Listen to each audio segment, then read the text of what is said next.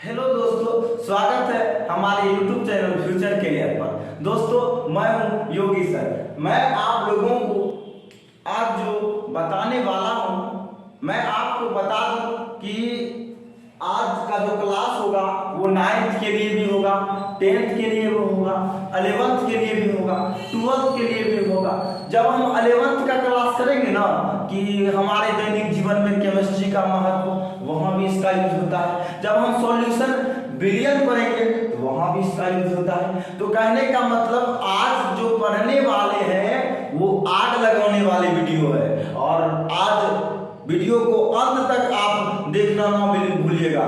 अगर वीडियो अच्छा नहीं लगता है तो डिसलाइक मार के आगे बढ़ जाइएगा। तो दोस्तों, अब हम बात करते हैं कि कुछ तत्व के ऐसे एटॉमिक नंबर और एटॉमिक मास होते हैं जिनको हम याद रखते हैं और हमें रखना पड़ता है, और उससे हम किस तरह से मॉलिक्यूलर वेट सीखेंगे बनाने के लिए, मॉलिक्यूलर मास सीखेंगे बनाने के लिए, तो इस तरह से सीखेंगे। तो दोस्तों, आइए अब हम बात करते हैं कुछ तत्व के एटॉमिक नंबर और एटॉमिक मास के बारे में।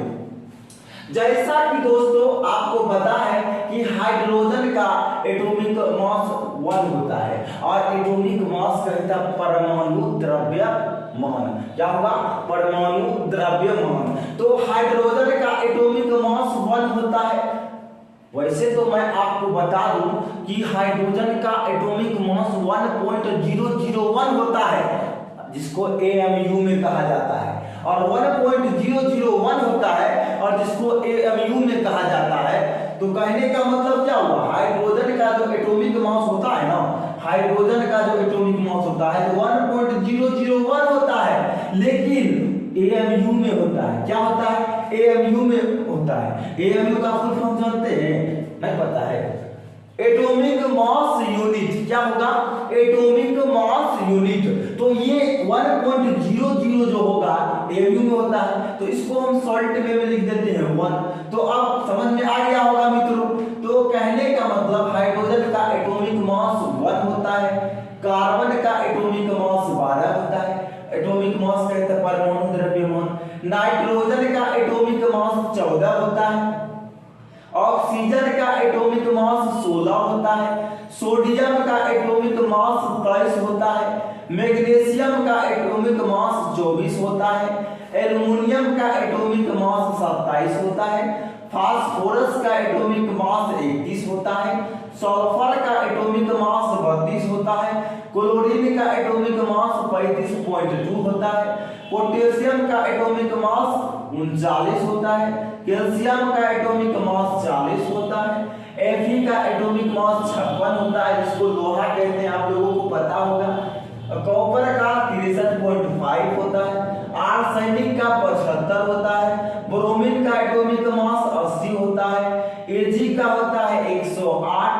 आयोडीन का होता है 127, और Hg का मतलब होता है 200। यानी कि Hg का जो एटॉमिक मास है, परमाणु द्रव्यमान है, वो क्या होगा?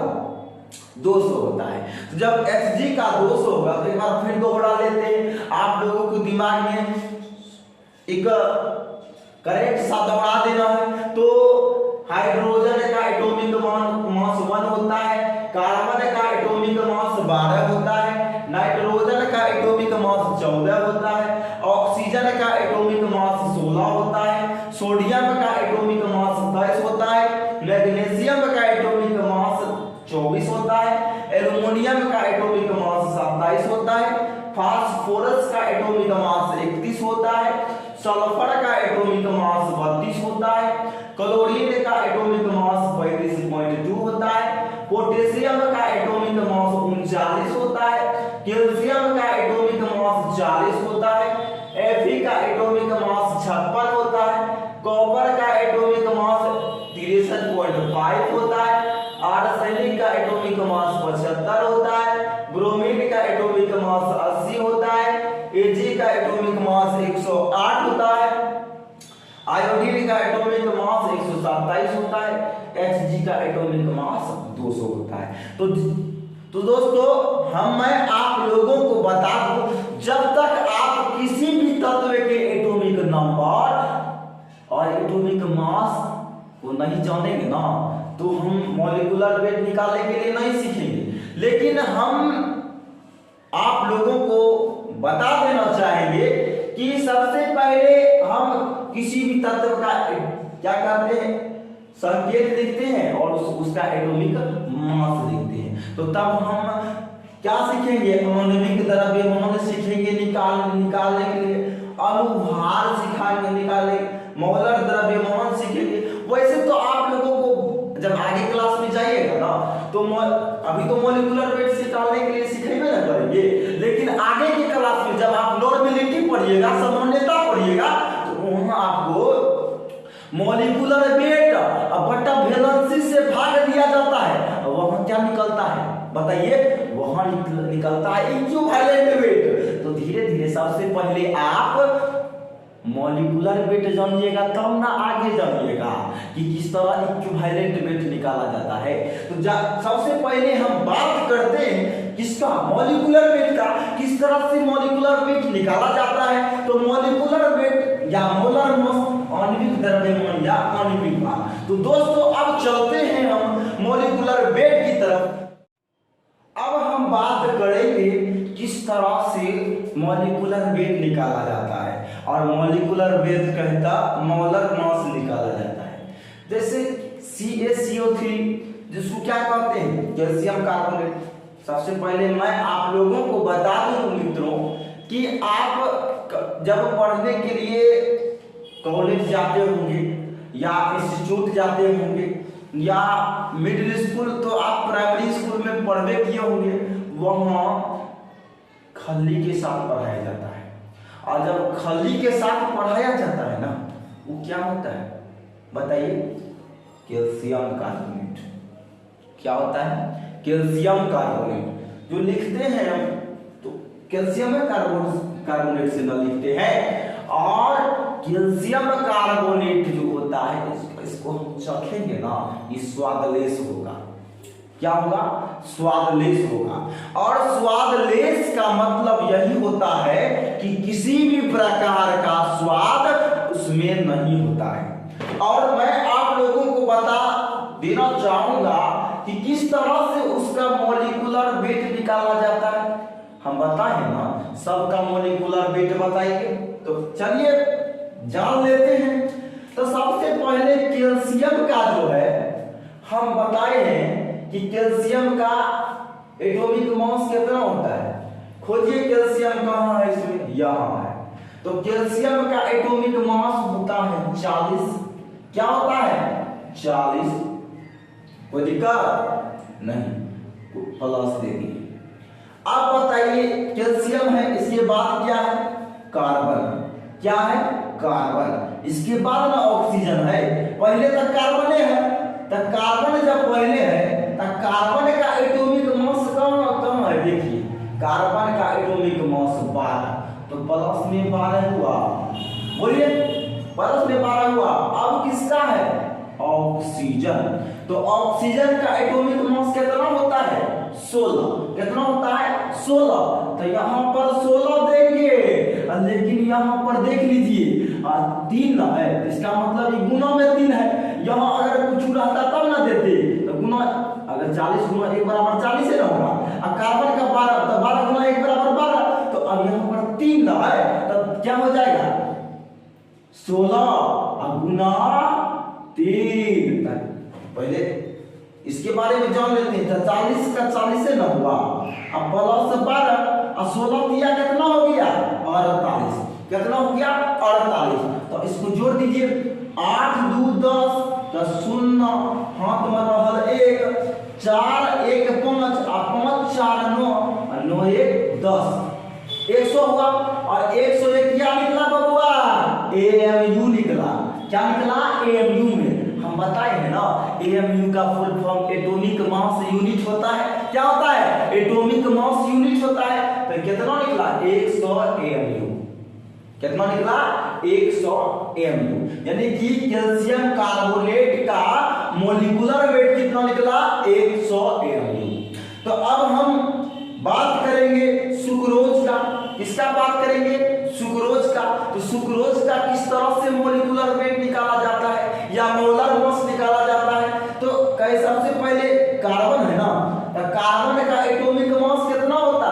12। कितना होता है 12, तो 12 दे दिए।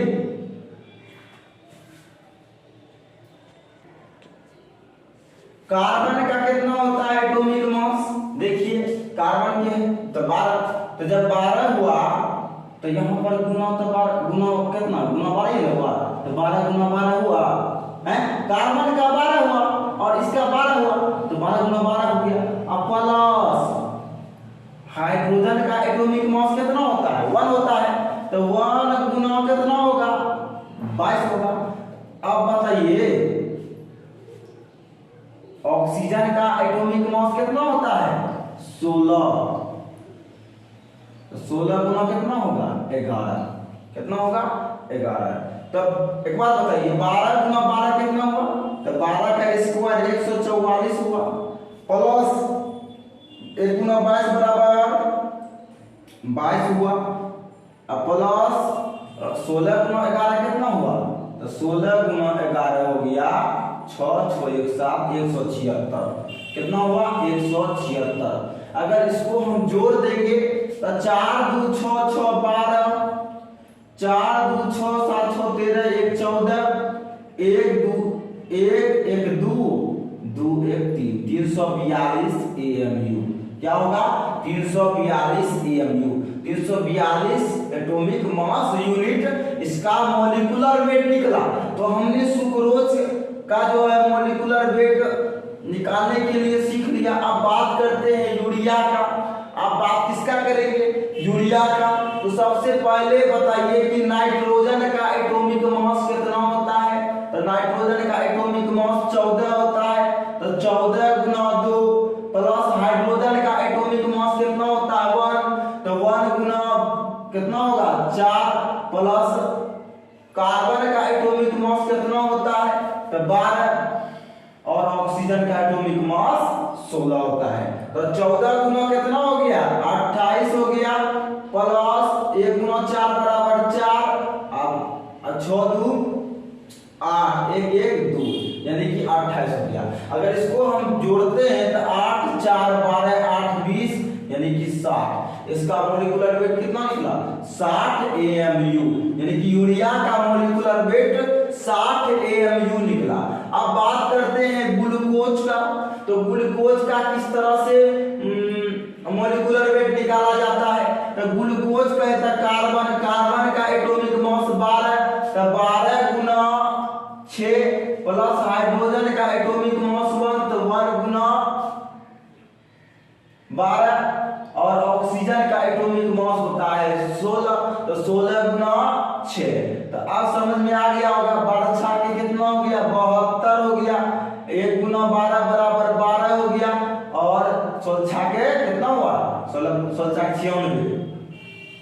तो अब इसको जोड़ दीजिए 2 2 4 6 4 10 हो गया, 7 1 8 9 8 17 सॉरी 2 2 4 6 4 10 हो गया और 7 1 8 9 8 17 17 1 18 180 AMU, यानी कि ग्लूकोज का जो मॉलिक्यूलर वेट निकला मोलर मास निकला 180 एटॉमिक मास यूनिट निकला।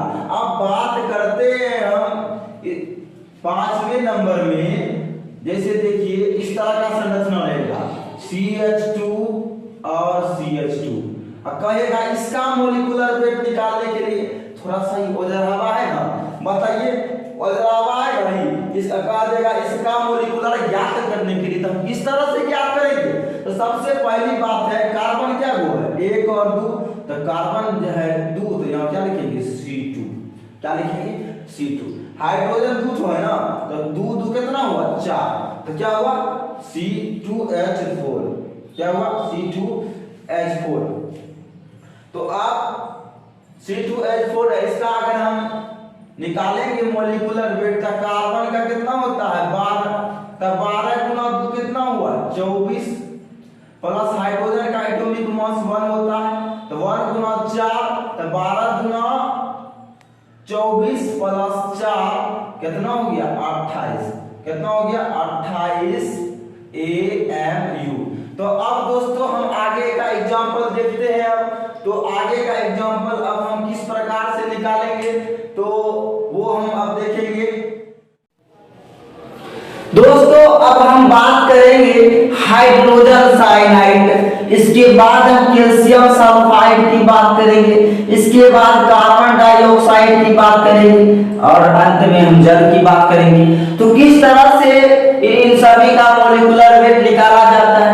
तो दोस्तों हाइड्रोजन का एटॉमिक मास 1 होता है, तो 1 प्लस कार्बन का एटॉमिक मास 12 होता है और नाइट्रोजन का एटॉमिक मास 14 होता है। तो 2 1 3 6 3 कितना हो गया, 2 1 3 3 3 7 हो गया और 1 1 2 यानी कि 27। तो यह कितना निकला 27 AMU और 27 atomic mass unit hydrogen cyanide का निकला। अब कैल्शियम सल्फाइड की बात करेंगे तो कैल्शियम का कितना होता है, कैल्शियम का होता है 40, कैल्शियम का होता है 40, सल्फर का होता है 32। इन दोनों को जोड़ देंगे ना तो 2 4 3 7 यानी कि 72 AMU, 72 atomic mass unit calcium sulphide का निकला। अब बात करते हैं कार्बन डाइऑक्साइड की।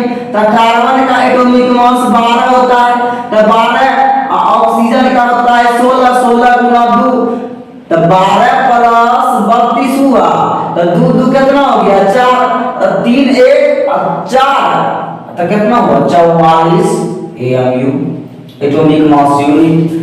तो जल की बात करते हैं तो जल हाइड्रोजन का एटॉमिक मास 1 होता है, तो 1 गुना कितना हो गया 2 हो गया और इसके बाद ऑक्सीजन का होता है 16, तो 2 प्लस 16 कितना हो गया 18 AMU। तो आशा करता हूं दोस्तों आपने इनका मॉलिक्यूलर वेट कहे तो मोलर मास, जिसको हम हिंदी में कहते हैं आणविक द्रव्यमान या अनुभाग या मोलर द्रव्यमान, तो आपने निकालने के लिए सीख लिया होगा।